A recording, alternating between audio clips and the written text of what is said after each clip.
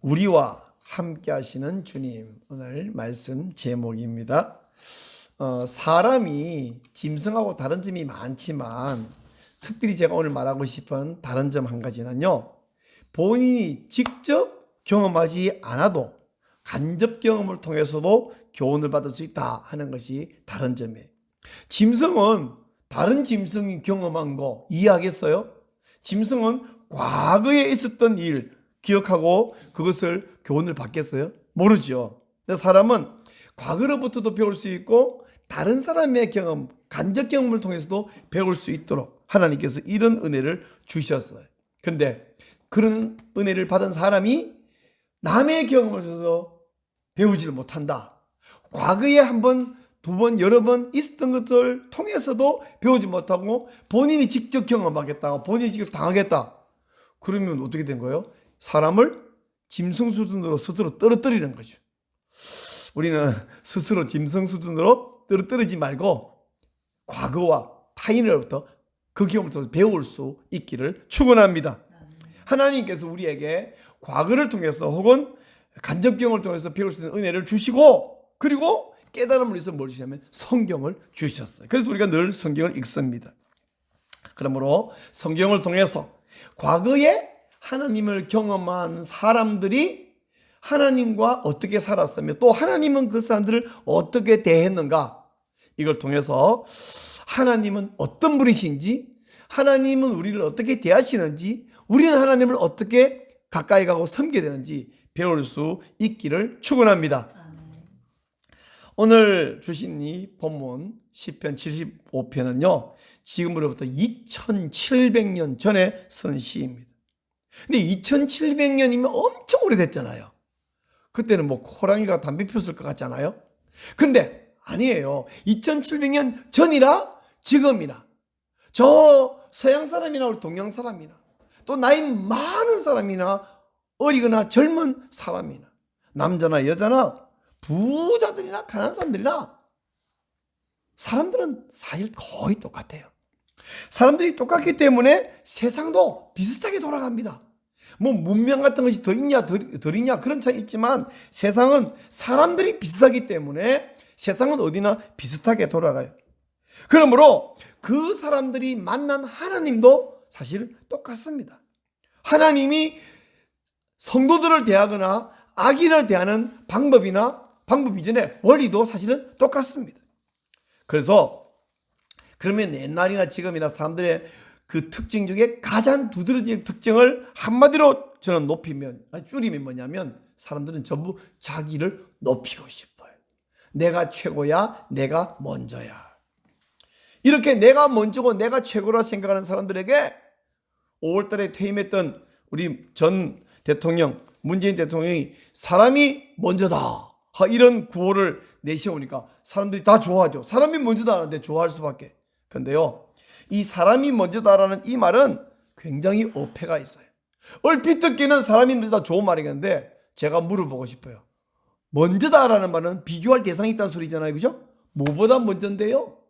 물건보다 먼저다. 맞아요. 사람보다 물건이 먼저면 안 되죠.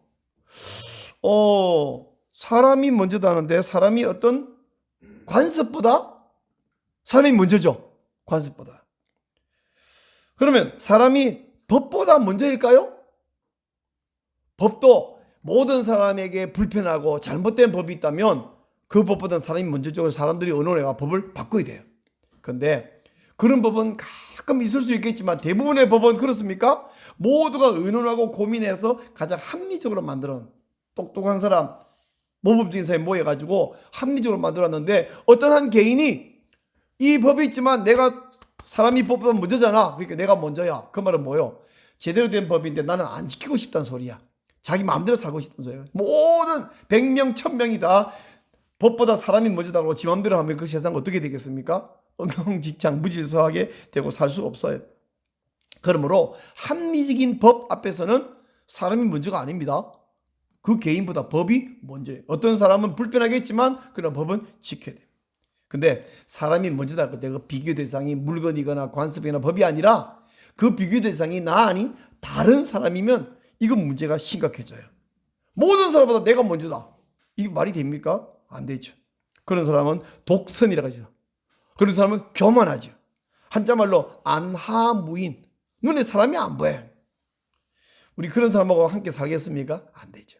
또 사람이 먼저 나갈 때 가장 문제가 되는 경우는 언제냐면 하나님과 비교했을 때, 하나님보다 사람이 먼저다, 내가 먼저다, 그렇게 주장하는 사람은 무신론자예요. 하나님 인정 안 하는 사람이죠. 그렇게 교만한 사람들은 다른 사람도 무시하고 사람이 먼저다. 그 사람은 각이야. 다른 사람을 보고 먼저다 그러면 좀 괜찮죠. 우리 조이성교회에 난 소속하지 않지만 내 대학생 때부터 조이성교회 그 이름이 정말 좋다는 생각을 늘 했는데 어쩌다 보니까 우리 아들이 조이성교회 간사가 됐어. 근데 조이가 뭐예요? J-O-Y. Jesus first. Others second. 그리고 yourself, third yourself. 그러니까 나는 세 번째고 예수님이 첫째고 다른 사람이 둘째다. 그때 사람이 먼저다는 사람은 다른 사람이 먼저잖아요. 나보다. 그 이름이 좋은데 그게 아니라 첫째가 나다. 이건 문제가 심각하죠. 자, 교만한 사람은 언제나 남보다 내가 먼저고 심지어 하나님보다 내가 먼저다. 이런 사람은 사람도 무시하고 하나님도 무시합니다. 우리 그런 사람 만나고 그런 사람 살면 되게 피곤합니다. 못 삽니다. 그래서 이런 교만한 사람, 지 맘대로 사는 사람 독선 못 살겠다. 만약에 다른 장소로 이사하면 어떨까요? 거기는 더 센 놈이 기다리고 있습니다. 거기도 교만한 사람이 있어요. 직장을 옮기면 어때요? 거기는 교만한 놈이 여러 놈이 덕식거리고 있습니다. 그쯤 되면 감사가 나오는 대신에 탄식이 나오겠죠. 하나님, 어째 세상이 이 모양입니까? 하나님, 나는 어떻게 이렇게 못된 사람들하고 늘 붙여서 고민하고 싸워야 됩니까? 왜 이런 사람을 나한테 붙여주셨습니까? 자, 그러면 피할 수도 없고 사람을 멸시하고 하나님 무시하는 이 사람들 속에 틈바구니에 부대끼며 살아야 되는 우리는 어떻게 살면 좋을까? 여러분, 그 속에서 어떻게 살 뿐 아니라 어떻게 하면 감사를 할 수 있을까? 우리 시편 75편을 통해서 아삽의 시를 통해서 우리 배울 수 있습니다. 오늘 이 시 주신 하나님 말씀을 통해서 이 교만한 삶 사이에서 어떻게 살 수 있을지, 어떻게 하나님을 섬길 수 있을지, 어떻게 하나님께 감사할 수 있을지 배울 수 있기를 축원합니다. 오늘 시편 75편의 아삽의 시 가운데요, 굉장히 여러 번 등장하는 단어가 하나 있는데 그게 뭐냐면 뿔이래. 뿔. 그 뿔은 짐승의 뿔을 이야기합니다.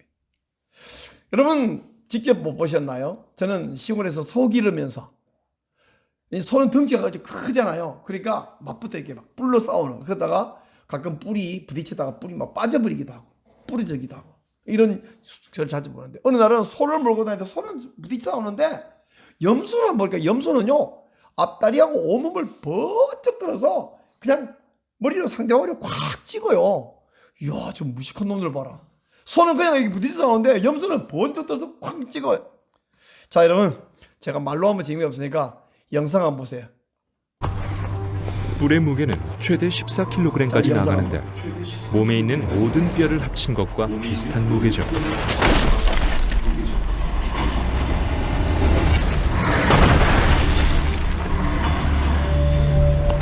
거대한 힘줄이 무거운 머리가 어깨에서 버틸 수 있게 해주고 이중으로 된 두개골이 충격을 흡수합니다.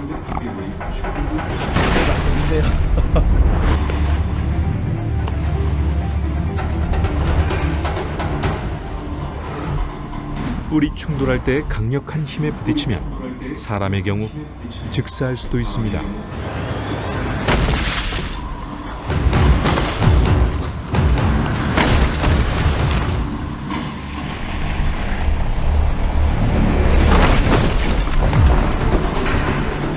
이 뿔을 높이 들어서 쾅쾅 찍으면서 들이받고 싸우는 이 짐승을 비교하면서 아삽은 사람들아 너희 뿔을 높이 들지 말라, 그런 이야기예요. 오늘 본문에서 뿔이라는 단어가 어디 나오는지 한번, 자, 숨은 뿔 찾기 한번 해봐요.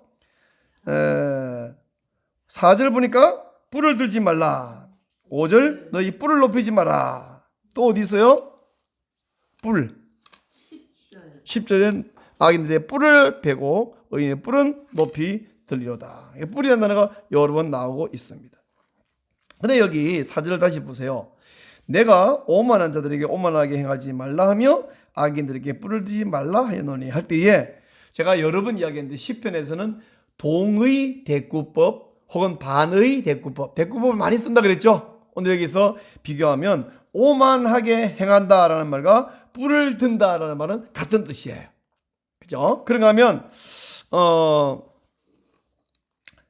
5절에 보니까 5절에 너희 뿔을 높이 들지 말며 교만한 목으로 말하지 말지어다. 그러니까 5절에서는 뿔을 높이 든다는 말과 교만한 목으로 말한다라는 말은 동의대법 같은 뜻입니다. 자, 이렇게 뿔을 높이지 말라고 한 이유가 뭐냐면 10절이에요. 10절에서 하나님은 악인들의 뿔을 다 베어버리고 의인들의 뿔은 높여 주시기 때문입니다. 짐승들이 서로 싸우다가 뿔이 서로 부러지기도 하고, 뿔은 속이 있고 껍질이 이렇게 있거든요. 그래서 가끔 이 껍질 부분이 빠져버리는 것도 저는 많이 봤는데, 그런가 하면 사슴의 경우에는 사람들이 일부러 뿔을 베요. 그 사슴 뿔을 뭐라 부르는지 알죠? 녹용. 뿔을 베기도 하는데, 뿔을 베버리거나 아니면 지가 싸우다가 부러졌으면 어때요? 어떤 한 영상을 보니까 굉장히 뿔고 길고 한 이 뿔이 뚝 부러져가 덜렁덜렁. 그렇게 뿔이 부러졌거나 베버리면 서로 박치기 하고 싸울 수가 없습니다. 실제로 인간 가운데 막 동서남북을 들이받다가 하나님으로부터 뿔이 잘려버린 한 사람이 있는데 그 사람 이야기를 제가 해드릴게요.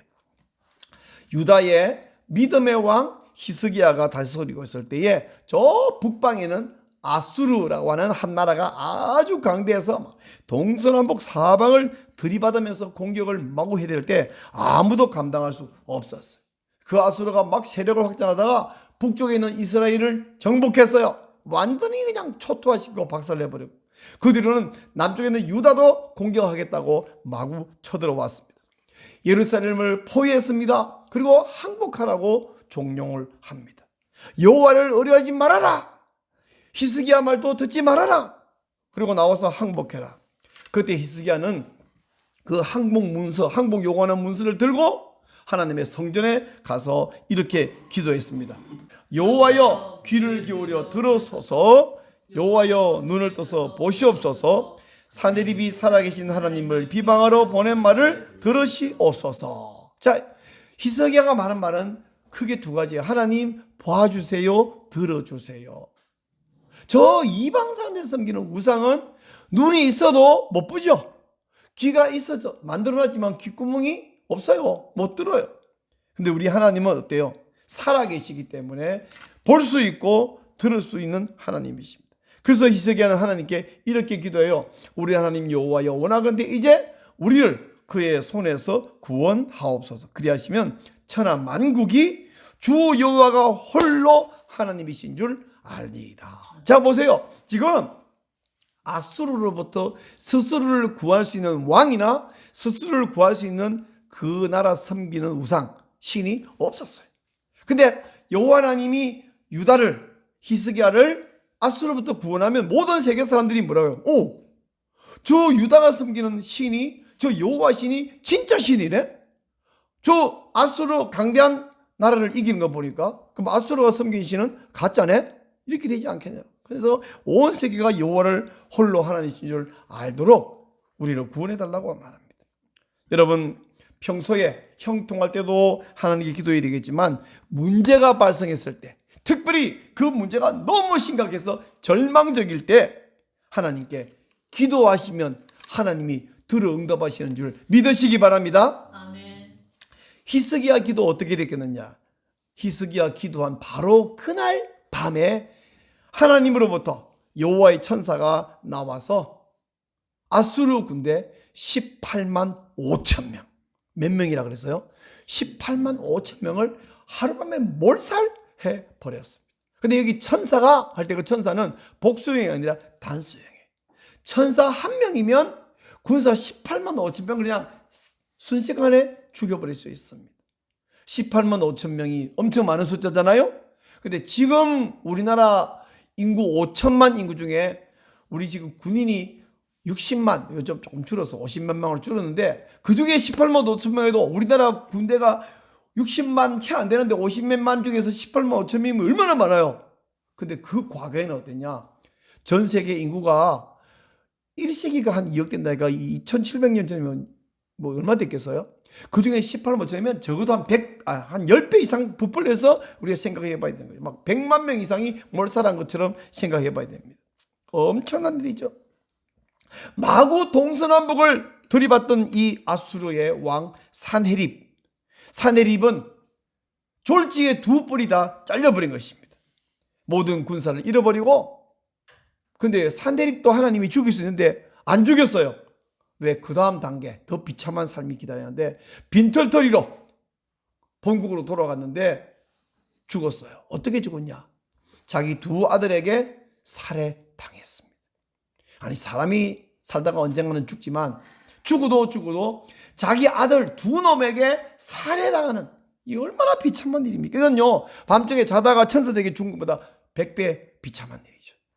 산헤립이 하나님도 무시하고 사람도 무시하고 마구 들이받던 그 뿔 잘라버렸고 결국은 살해당했습니다. 바로 이 산헤립의 비참한 종말을 기억하는 아삽은 오늘 시편 75편 1절부터 뭐냐면, 여호와여 내가 주께 감사하고 감사합니다. 두 번 말하고 있어요. 우리가 어떤 사람이 너무 고맙습니다, 너무 고맙습니다, 진짜 고맙습니다, 우리 그러잖아요.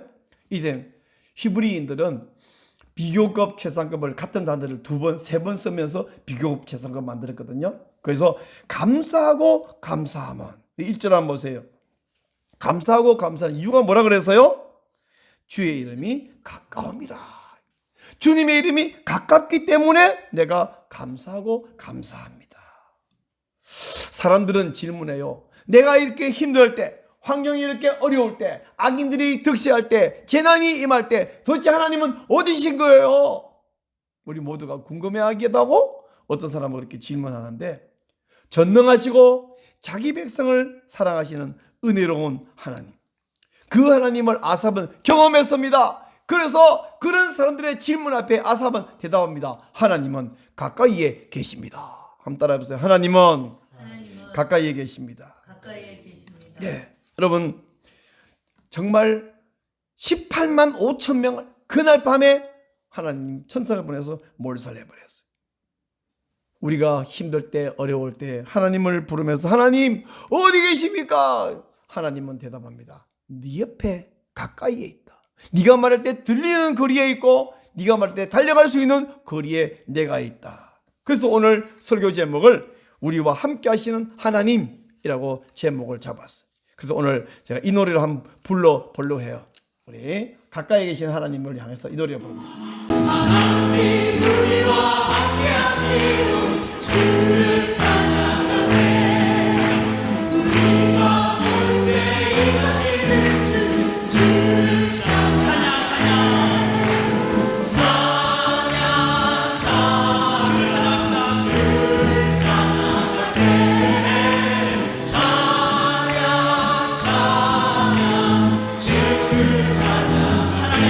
요즘 잘 안 불러서는 찬송이죠.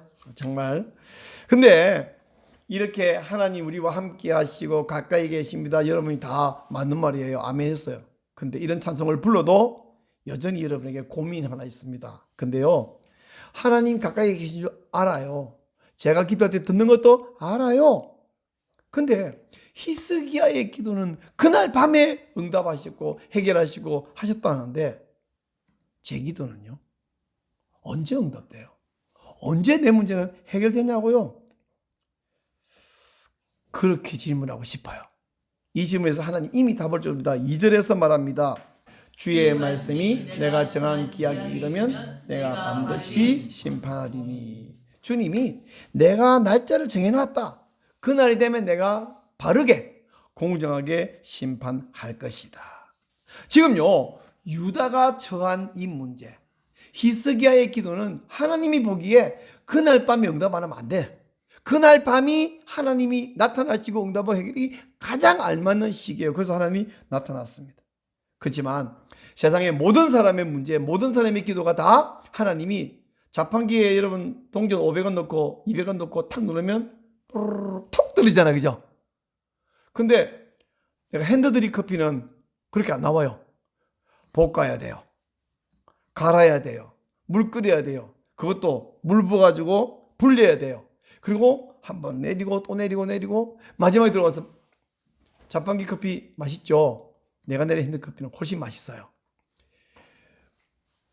모든 것이 즉석에서 이루어져야 되는 건 아니거든요. 하나님 보실 때에 히스기야 기도는 그날 응답하는 게 맞아요. 근데 모든 사람의 기도, 모든 사람의 문제는 다 그렇지 않습니다.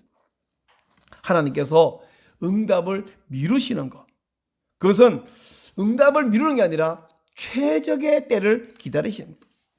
그래서 로마가 초대교회를 막 박해하고 사람을 막 죽이고 할 때 하나님이 사람을 딱 죽이려고 할 때 위에서 벼락을 타닥 쳐서 그 군사를 착 물리치고 그렇게 하셨나요? 아니죠. 뭐 많은 사람이 죽고 사도 바울도 죽고 12제자도 죽고 수많은 사람이 박해와 그렇게 순교를 했습니다. 근데 한 200몇 년, 몇십 년 지나니까 결국 로마가 초대교회 앞에 항복하고 기독교를 로마의 국교로 선포해버렸어요. 이게 하나님의 응답하시는 때였고 방법이었습니다. 그러니까 하나님이 응답하시는 방법과 시기는 매우 다양하시지, 언제나 기도하면 자판기처럼 탁 히스기야처럼 그날 밤 이렇게 하지 않으시는 것입니다. 그래서 하나님의 타이밍과 우리의 타이밍은 언제나 달랐어요. 하나님이 내 생각은 너희 생각보다 높아서 마치 하늘이 땅보다 높음같이 높다. 한번 따라 하실래요?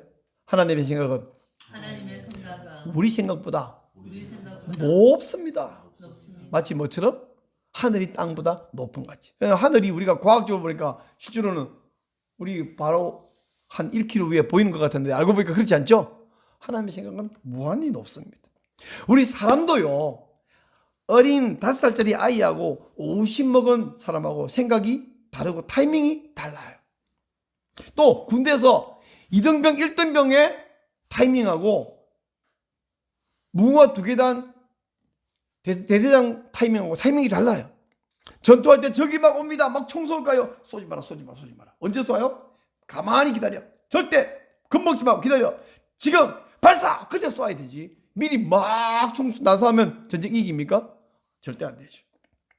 회사에서 말단 직원하고 이 회사 수백 명을 거느리는 사장님의 생각, 타이밍이 같습니까? 다르죠. 하물며 사람하고 하나님의 타이밍이 같겠습니까? 성경은 가만 보니까 결국 무슨 싸움이냐면 기다림의 싸움이에요. 기다리고 믿고 기다릴 수 있는 것은 믿음이고, 이 믿음 없는 사람은 못 믿고 못 기다리는 거예요. 하나님은 계속해서 기다릴 수 있는 사람으로, 믿음의 사람으로 만들어가는 아브라함을 부르셨잖아요. 너에게 큰 자손, 큰 민족을 주겠다. 근데 줬어요? 안 줘. 아니, 큰 민족은 안 하고 아들 한 30명이라도 있으면 좋겠는데 30명 그냥 한 명은 안 주셔. 언제까지? 99세까지. 근데 중간에 가끔 나타나고 하나님이 아들 준다, 큰 민족 준다. 말만 계속해. 언제 도대체 내가 늙어서 이제 좀 있으면 죽게 생겼는데, 아들을 낳을 건강이나 젊으면 그냥 지금 늙어 죽게 생겼는데, 그러다가 100살 때 겨우 이삭 하나 주셨는데, 그 겨우가 아니라 그것으로 큰 민족을 이루셨잖아요. 아브라함에게 너의 후손들이 애굽에 가서 큰 민족이 돼서 돌아올 것이다. 웬걸, 애굽에 가서 처음에는 괜찮았는데 노예가 돼가지고 죽는다고 아우성을 지를 때, 우리를 살리다 할 때 하나님은 못되면 척 하시죠. 그러다가 때가 되니까 모세를 보내서 그들을 기적적으로 출애굽시켜서 하나님을 나타내 보였습니다. 이스라엘 옛날 바벨론에게 망했죠. 그리고 또 나중에 로마에 또 망했죠. 메시아를 보내주마. 대체 메시아가 언제 오냐고요. 근데 때가 참에, 그 갈라디아서에서 바울이 한 말이죠. 때가 참에 예수님을 보내어 주셨습니다. 지금 우리는요, 기다립니다. 예수님의 재림을 기다리는데 2000년간 기다려왔어요. 2000년 동안이니까 사람들이 이제 뭐 주님 오신다는 건 거짓말인가? 우리 기다리지 말아야 되나? 근데요, 예수님 언제 오신지 아세요? 모르죠. 모르는 게 정답인데, 언제 오냐면 때가 되면 오셔. 그러니까 그 때가 언제인지도 우리가 몰라요. 내일 예수님이 오실 수도 있습니다. 앞으로 100년 내내 안 오실 수도 있습니다. 언젠지는 모르는 거죠. 근데 확실한 건 뭐냐면 두 가지. 첫째, 반드시 오신다는 거고, 두 번째, 가장 좋은 때에 오신다. 이 사실을 믿으시면 아멘 하시기 바랍니다. 예수님이 오시기 전에도 사람들은 메시아여 오시옵소서. 또 예수님이 다시 오심을 기다리는 지금도 우리는 예수님 속히 오시옵소서. 곧 오소서 임마누엘, 오 구하소서 이스라엘.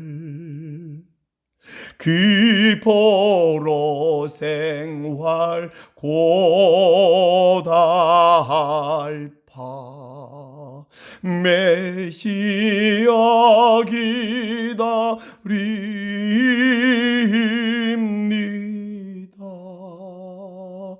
기뻐하라 이스라엘,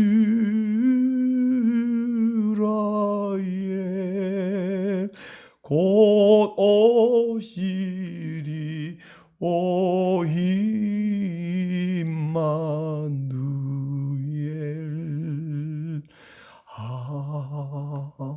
아멘.